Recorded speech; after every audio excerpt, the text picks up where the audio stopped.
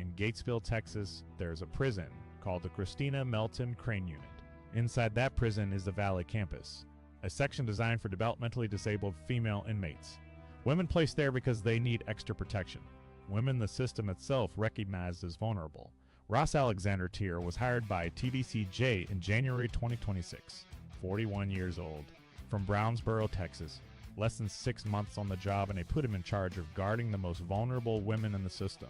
On July 4th, 2026, while the rest of the country celebrated freedom, Teer took an inmate into the unit kitchen and had sex with her. She was developmentally disabled. She was in his custody. She could not consent. She could not leave. And understand this.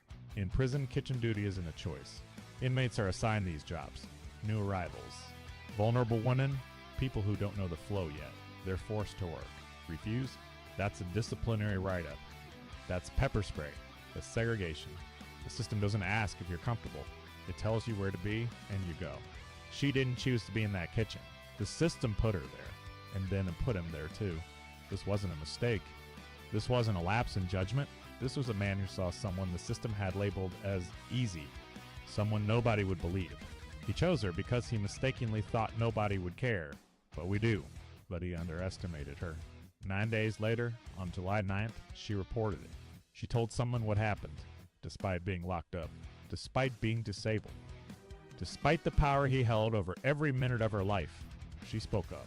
When TDCJ's Office of Inspector General brought Teer in for questioning, they read him his Miranda rights. He waived them, and then he confessed, voluntarily, like it wasn't even a big deal, like he didn't think he'd done anything wrong. He was arrested on July 16th, 2026. Charge was violating the civil rights of a person in custody through sexual conduct. No bond was set. Think about that timeline. Hired in January, assaulting an inmate by July. 6 months. That's all it took. How thorough was the background check? What training did he receive for working with developmentally disabled inmates?